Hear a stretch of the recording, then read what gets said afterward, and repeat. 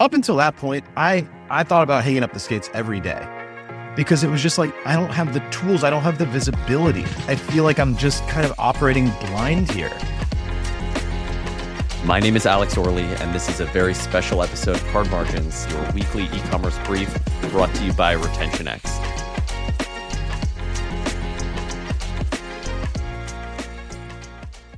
RetentionX closes the loop from identity to insight to agentic execution, helping commerce brands understand customer value, identify growth opportunities, and execute against those opportunities through intelligent workflows and agents. Today, we've got our first founder interview with Lee Reitelman, the founder of PlantPaper.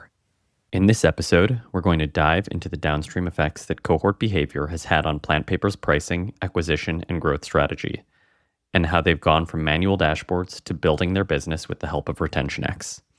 PlantPaper is a direct-to-consumer toilet paper business focused on providing a clean and environmentally friendly alternative to the mass market toilet paper brands that you find stocked on your CVS shelves today. It's an incredible product that I myself am a user of, so I'm very excited to have Lee on Hard Margins today. With that, we're going to jump into our first interview. So Lee, thanks for coming on the show today. Thanks for having me, Alex. I'm excited to chat. Full disclosure, Lee, you and I have known each other for a long time. I've been a fan of what you're building for a long time, but I kind of want to take it back to the beginning. How did you land on toilet paper as the category? And did you have a sense of like the retention economics before you launched? At what point were you like, I have an idea, I'm going to do toilet paper? So we kind of came into this completely naive to the way that a typical founder, I think, would think about a business like this, would think about starting a business like this, for worse, but also in certain ways for better. I think there was probably a certain instinct that toilet paper could be an interesting business model just because of the simple fact that's obvious to anybody that like everybody needs it. You always need it, no matter the macroeconomic circumstances. You always need toilet paper, at least here in America. The vast majority of people use it and always will. And so we had a sense that there was something there, but we really didn't think at that time in terms of retention economics, in terms of lifetime value, in terms of payback periods, all of these things that now I eat, sleep, and breathe, they were just completely not on my radar. We started the business because we became aware that most of the toilet paper that was out there, really all of the toilet paper that was out there, left a lot to be desired to us personally. And we thought, hey, this would be a fun place to try to make our mark. It's a space where from a brand perspective, storytelling perspective, there's really been nothing exciting happening for decades. And from a product standpoint, the options that were out there left a lot to be desired from an environmental standpoint, but also from a human health standpoint and from a performance standpoint, frankly. And so that was the point of entry, not any brilliant insight about what retention curves might look like for this product. That all came much later. So you didn't model out retention or LTV before launch? Not even close. Our business launched I think of it as having launched at 2 stages. And, there's some correspondence here between the way that a certain playbook that exists for founders and companies, but it was not intentionally that way. It's just kind of how it turned out. The stage 1 was, we're going to build a product because we think we know how to make a great product. We have a hunch that we might be able to make a great one. And we have a hunch that we might be able to get people to buy it. And the first really 2 years were just about kind of seeing if we could validate that hunch. We had no idea how to price the product, not even close. Frankly, we really didn't even know how to market the product in any scalable way. We had an idea of how to build a brand. We had an idea of how to tell a story, but not how to leverage all of the various marketing channels and think in that kind of a tactical way. But what we saw relatively quickly, and I should just give a bit of context. We launched in 2019, late 2019. That's when we sold the first rolls of PlantPaper. We did not have a subscription offering at the time because we really didn't know how to build it. We didn't have a CTO. We didn't have anybody thinking about this stuff. We were just kind of like, let's launch the product. Let's see if people like it.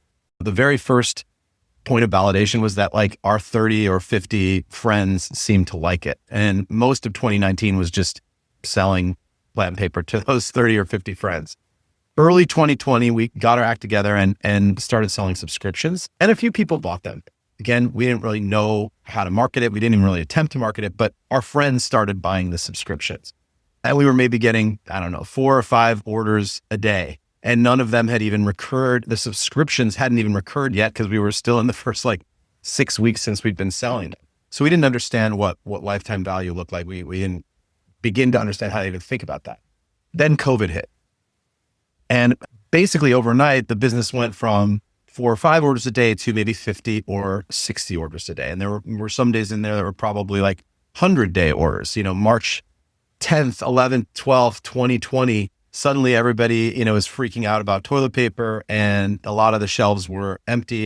And what we saw was that a lot of these people were buying subscriptions because nobody knew how long the shortages would last. And what we discovered over the course of the, following 3 months, 6 months, 9 months, 12 months was that these groups of buyers, these COVID buyers, who we assumed were kind of just panic buying, were sticking with the product. And, February 2021, March 2021, we're now 6, 8, 12 months into these people's tenure as subscribers. And we've still got 95% retention on these cohorts. And that's when we kind of started to say, oh, this is kind of interesting. Now we still weren't thinking about it with a whole lot of discipline or rigor, but the beginnings of an insight were forming, which is hey, if this type of retention pattern holds up, there's a really interesting model here. Fast forward another year. We're now in the spring of 2022. So 2 years kind of after the start of COVID. Volumes are still pretty low. We have been spending, maybe $5,000-$6,000 a month, more or less fruitlessly on Meta, trying to figure out how to, acquire customers, but really not having any sense of how to do it. And you have to remember that the iOS changes were happening at that time. I think it was 2021 or so. So companies were expecting 4, 5, 6, 10x ROAS. And suddenly that wasn't happening. That wasn't happening anymore. And so, the times were tough in terms of customer acquisition for us. We didn't know what we were doing. But again, now we're 2 years into some of these cohorts' life cycles, and we've still got 90+% retention at 2 years on cohorts that are not huge, but they're a few hundred people in each cohort from those early months of COVID. And that was kind of all right, there really is something here. We've got to try to find a way to get disciplined about this. And then something very fortunate happened, which really is the first step on my journey to this conversation and the way that we think about LTV, the way that we, model customer behavior and think about acquisition economics, which was, I asked the question to our media buyer. I said, when we spend money on Meta, how should we think about we don't get to decide if that money is acquiring a subscriber or a single purchaser. And if we just take the total spend and divide it by the number of subscriptions, well, we're discounting the fact that there are people that are producing revenue. Single purchases. Yep. Yeah. And some of them are going to become subscribers if we play our cards right. But if we treat all these types of customers kind of the same way, then it's just not a sophisticated way of thinking about it. And that's what our media buyer kind of said, there's a guy I think you should meet, because you're kind of asking questions that go beyond my scope. And he introduced me to Peter Shapiro, who is what he would call a direct response marketer. He goes back to the 80s, mail order catalogs.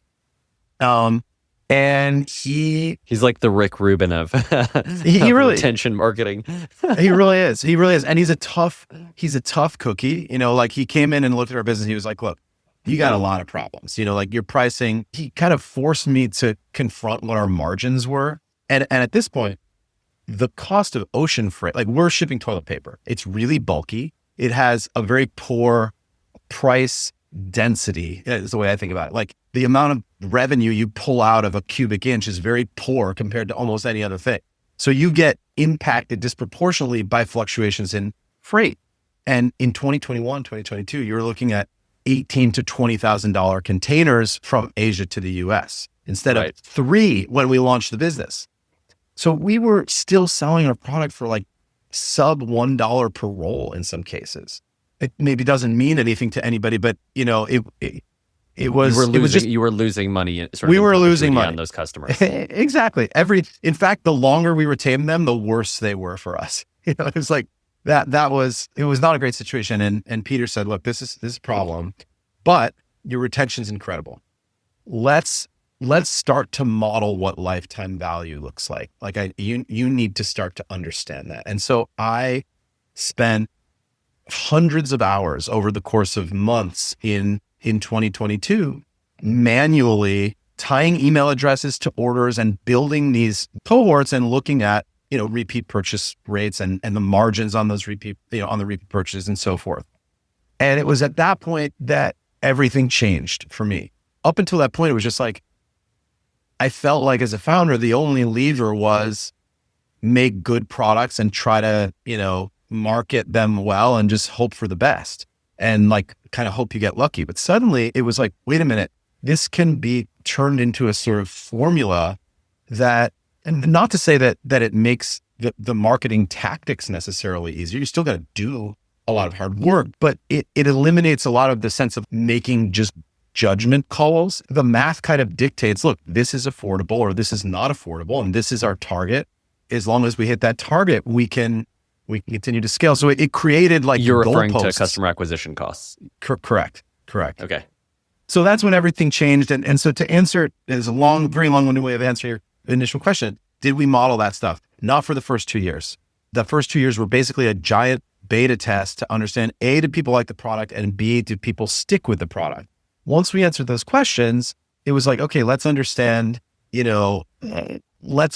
what it looks like when we acquire a customer, the average new customer over 6 months, 12 months, 18 months. And the final step, having kind of established that those retention rates were really good, was to reset the prices to a place that actually made sense. And, margin wise. And what we were able to see is that on those new cohorts that came in on higher price points, the retention curves, the repeat purchase behavior was essentially no different from the ones who were paying 40% less. And that was the real beginning of PlantPaper in its sort of current era. So if you had to sort of boil down what you learned from, let's call it phase 3 of PlantPaper, and to me that would be post modeling out cohort behavior, right? Phase 1 is your build the product, launch the product, see if there is some type of product market fit, and your sense is yes. Phase 2 is COVID hits, big surge in subscribers. Your subscriptions are live for PlantPaper, and that is really the validation of product market fit, but not necessarily sophistication around your actual model in terms of the profitability of the product, right, awareness of customer acquisition cost, or any sense of LTV. And then phase 3, Peter Shapiro, the Rick Rubin of direct marketing, comes in and says, as in his deep Svengali voice, Lee, we need to understand the LTV of our cohorts. Exactly. And we've got to reset prices because if this LTV, if the repeat purchase patterns hold up with prices and margins that work for you, then you've got a business. And, honestly, right up until that point, that was 2.5 years after we sold our first rolls, 4 or 5 years after we'd started thinking about PlantPaper in the first place. Up until that point, I thought about, hanging up the skates every day because it was just I don't have the tools. I don't have the visibility. I feel like I'm just kind of operating blind here. We think we have a good product. We know people like it, but I don't know. I had no guardrails for decision making. And suddenly it was no, this isn't just sort of operating on instinct here. You create a structure for decision making that you can, that you kind of you can really wrap your arms around. And then it doesn't feel like it's so much on your shoulders to just operate by instinct. You're look, this is the targets we need to make to hit if this thing is going to grow. And it gives you something to run towards as a marketer, as a content producer, as a strategist. Otherwise it's just I think also there's partly what there is a sort of larger zeitgeist shift at play here too, which is we weren't in the early 2020s, we weren't all that far, much past the sort of era of, just grow at all costs. And we don't worry about profitability later. I think that was on some level the ethos that we were operating in at first. We're just we'll figure that stuff out later. And then, by 2021, 2022, things were shifting. First of all, there was the iOS changes, but also just other macroeconomic changes. And suddenly it's you got to find a way. There's got to be a path to profitability. And relatedly, I think this is the other big piece. There's cash flow, right? Like we never raised VC money. We never really took on any institutional money of any kind. And so we were never in a position where we were like super flush with cash. We're just like, go spend a ton of money and don't worry about payback periods because you'll figure it all out later. Like we did that to some degree in the first 2 years, but we were spending very, very little. By the time we were ready to spend more, the question was, what are you able to pay such that you don't have to continually raise tons of money that you don't have? Like what can that payback period look like such that you're not burning, churning, and, forcing yourself into that constant fundraising cycle, which I really didn't want to do. I wanted to focus on, growing a business. So you build out this initial sort of cohort analysis in a Google Doc or in an Excel doc, and it proves out that, okay, with the retention rates that you have at the customer acquisition cost that you have, you can afford to go out and acquire more customers to continue to fill your funnel because you know that you don't need to be first order profitable, but these cohorts are paying you back quickly.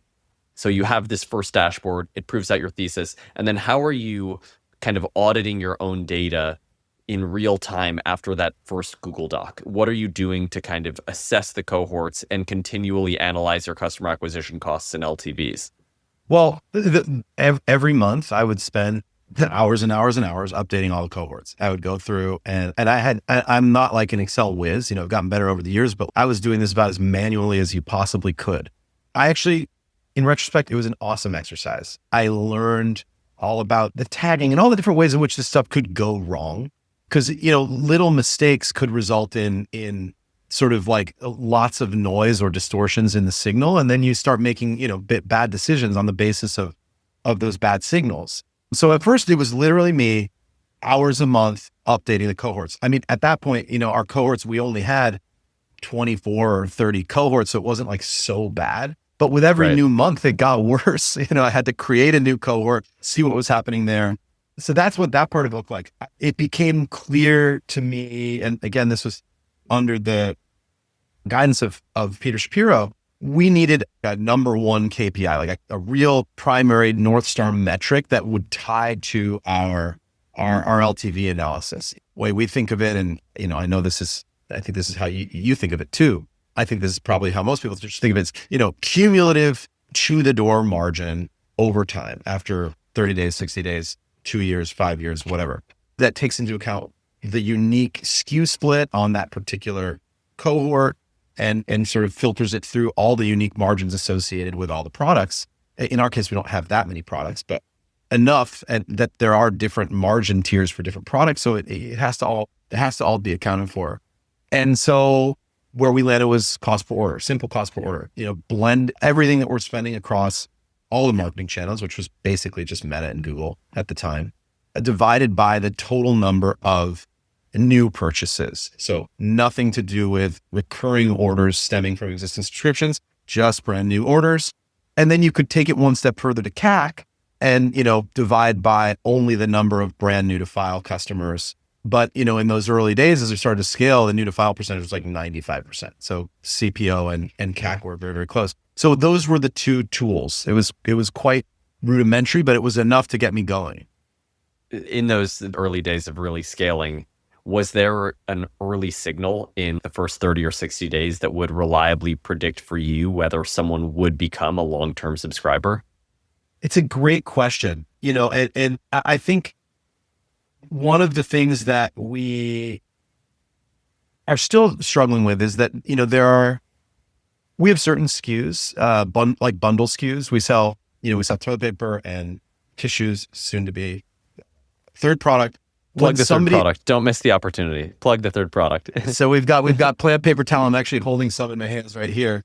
This has been 4 years in the making. I'm sure we'll come back to it, but this is our labor of love, PlantPaper towel.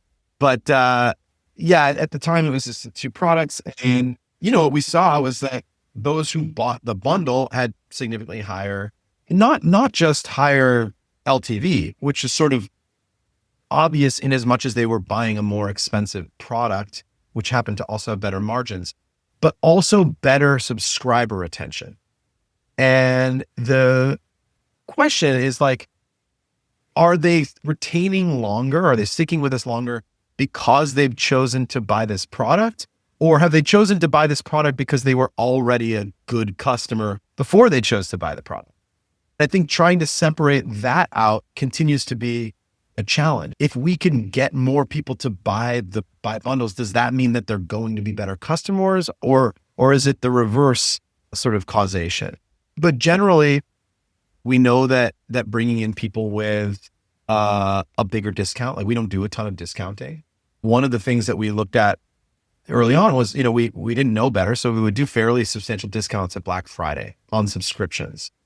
And what we saw, 3, 4, 6, 6 months later, a year later, was that the LTV on these people and subscriber retention, which is sort of one proxy for LTV, was abysmal. Like it wasn't bad. I think generally speaking, it was good, but compared to our regular cohorts, it was terrible. The difference between a 20% opening discount and a 30% was like, at 6 months, the 20%, which is our standing opening offer, might have 87% retention. And those who came in at a 30 might have 75, like massive difference. And so this is not really directly answering your question, but one thing we learned is that big discounts do not serve. They drive short-term spikes. But we, PlantPaper, have never been playing, we've always been playing the long game. Despite our tremendous ignorance in the first couple of years of this business in terms of thinking about LTV, in terms of just thinking about the economics of growth, one thing was clear to us, which was that toilet paper was a long game, that it wasn't just about producing margin on the first order or trying to get one more incremental order. The whole game was trying to get people to switch for life. And if you could do that the rest of the business was basically going to take care of itself. That instinct was there from the beginning, and it was just a question of developing the tools and the tactics to actually be able to execute that. So would you say it was actually a conscious discipline in terms of today being at the scale that you are with only 2 products and sort of a multitude of SKUs across those 2 products, but the variation on SKU is really just how you bundle those 2 products together, I assume, right? Like more or less, you've got different sizes. There's different pack sizes, but essentially you're just looking at different combinations of toilet paper and tissues up to this point. But most DTC brands feel like they need 20 products to get to the scale that you are today. You've got there on 2. Was it conscious discipline, or was it just how it played out? The discipline was around not making products that we didn't feel really good about. The signals were so strong in terms of subscriber retention. Even as we started to scale in mid 2022, started to really spend, and now it seems like low numbers, but when we started to spend $20,000, $30,000 a month and the cohort sizes increased, a year in, we had 88% of these people, like really huge numbers. I mean, we'd been seeing that even with the smaller cohorts from earlier on. And I think we felt like, wow, these people really love this product. They really love this brand. They trust us. We cannot screw it up. Like it was clear that there was something special that was happening. And we felt strongly that it would really dilute the relationship with the customer or dilute the trust that they had for the brand to just throw products at them just for the sake of a short-term boost, So the discipline was really just around feeling like we needed to stay true to the brand's mission, which is never introduce a product that feels like a trade off. It has to feel like a trade up over the existing things that are in the marketplace. And that just takes time. That in itself becomes the governor on how many products you can introduce. And paper towel is kind of the ultimate example. All of the other environmentally oriented, alternative fiber, household products brands have had paper towels for years. If you've ever used them, they're not great. And, we could have introduced a version of what they were doing 4 years ago. And honestly, probably increased LTV by 20%, pretty quickly. But I think we would have undermined the customer's trust in what PlantPaper really meant as a brand. And so we elected to do it the hard way. And now 4 years later, we finally are bringing the product to market, but we feel really good about it. And we are excited to market it, excited to introduce it to people, as opposed to kind of feeling like, well, it's not great, but hey, some people are going to buy it. So that'll be good for the P&L. I'd like to be on the record as saying I've used the product. It is incredible, a very high standard, like everything that PlantPaper does. We appreciate that. I mean, it's one of those things in general, the business is like, we're making basic everyday things. We're not making cashmere sweaters. We're not making eyewear. Like we're making a very basic product. These are products that people use every single day, multiple times a day. And I think like the idea of turning these sort of very humble products into sort of touch points in your day that you like feel like, that's actually pretty good. I actually enjoy using that. That's the fun of it for us, that people actually just relate to a product differently that previously they just kind of ignored. Yeah. Also, the fact that it's a slightly different color than your traditional toilet paper is a great conversation starter. People always ask. Totally. When we first launched that we definitely got some pushback. In the early days, people were like, I love it, but I just can't get over the color. And then we started to figure out how to communicate about the color. Why is your toilet paper white? That's not the color of the pulp.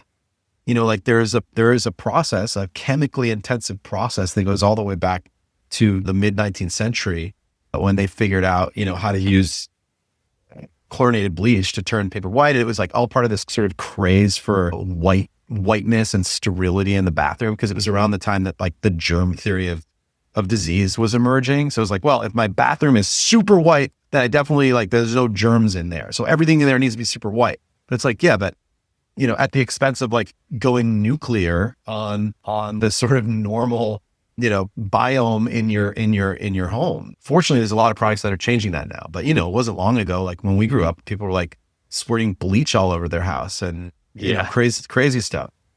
Okay, so last sort of more tactical marketing question for you. Yeah. Before we get into our quick lightning round. So do you guys have a CAC threshold today that you say this is the CAC that we really this is our CAC threshold, everything under it, like we know our LTV payback period, we've modeled that out. What's healthy CAC? What's unhealthy CAC? And how do you guys think about that? Well, I would start by speaking more generally. I think like what is a healthy CAC or a healthy cost per purchase?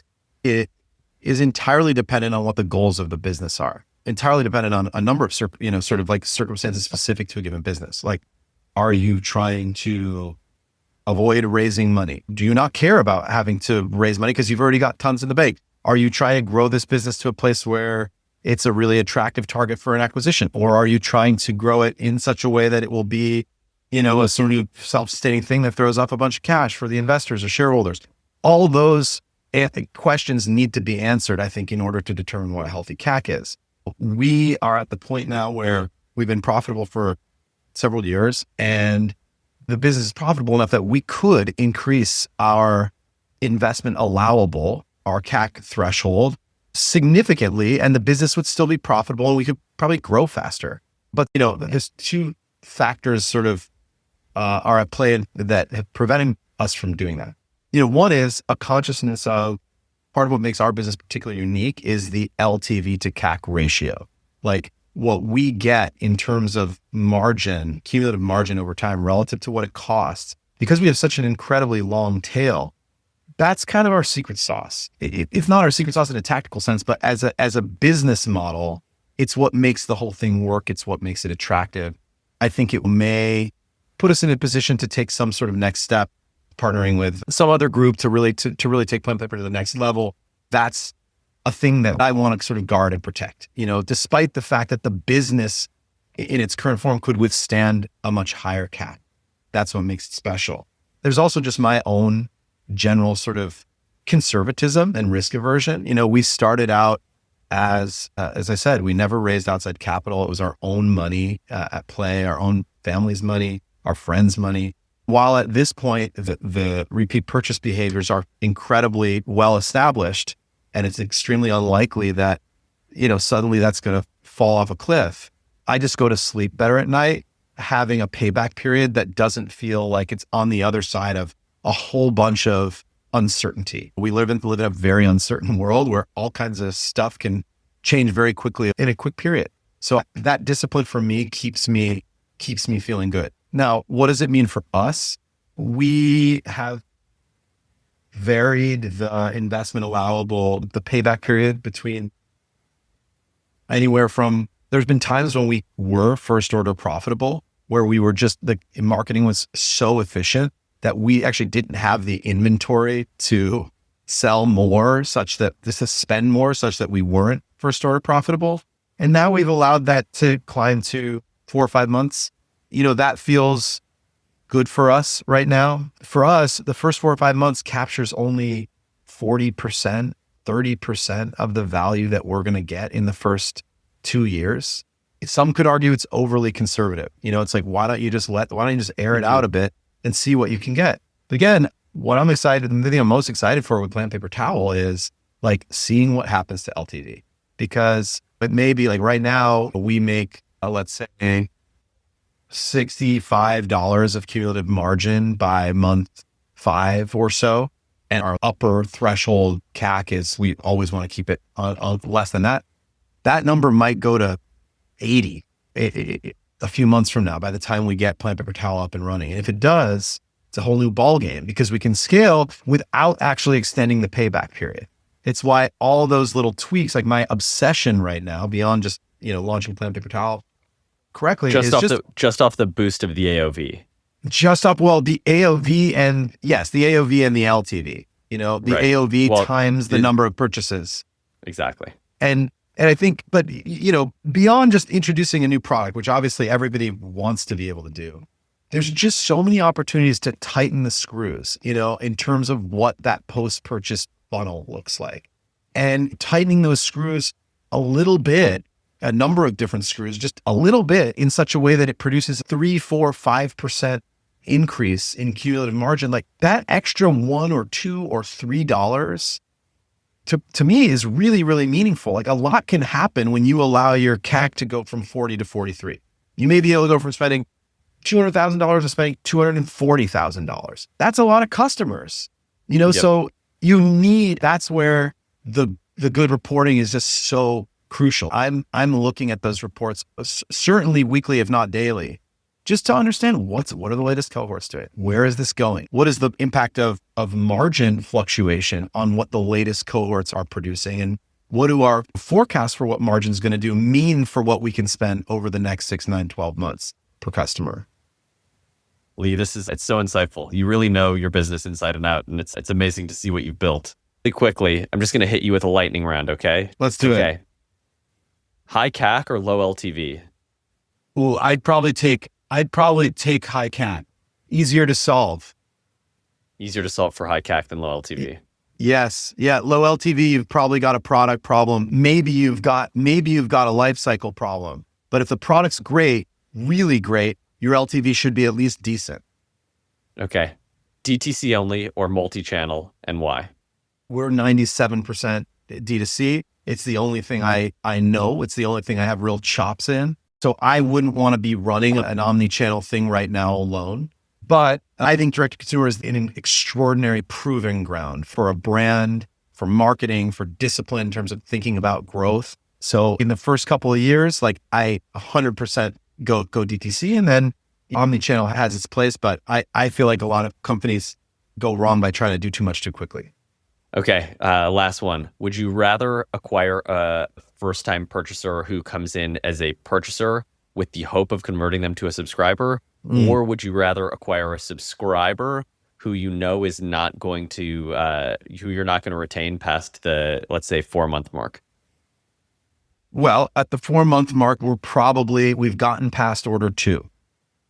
So if my single purchaser is only going to purchase once, give me the subscriber, because I know on average my subscriber, even if they're sort of a bad subscriber, on average they're going to get past order number 2. They're going to actually, on average, they're going to get to 3.5 orders by the end of the first year. So I'll always take a subscriber. And it turns out, at least for us, that actually getting single purchasers to subscribe, it's not easy. I think you really want to incentivize that first subscription, because if you treat the subscriber right, that is to say, if you don't take them by surprise with the second order, if you communicate to them effectively and transparently about what's coming down the pipeline, not just try to squeeze that extra order out of them. It's easy to screw up, but if you care about the customer, it's also not that hard to get it right. If you've got a good product versus convincing somebody who comes in as a single purchaser, it's a different mindset, and you have a different relationship to the company from the get-go. You're in a sort of trial mode, and it's harder to get them to make that switch. We're still figuring that out every day. Awesome. Super insightful. Lee, thank you so much for being our first interview, my first interview on Hard Margins. I'm Alex Orley. This has been Hard Margins, your weekly e-commerce brief brought to you by RetentionX. Thank you so much for listening. Special shout out to Lee Reitelman, CEO of PlantPaper, awesome founder, very insightful. Can't wait to do this again.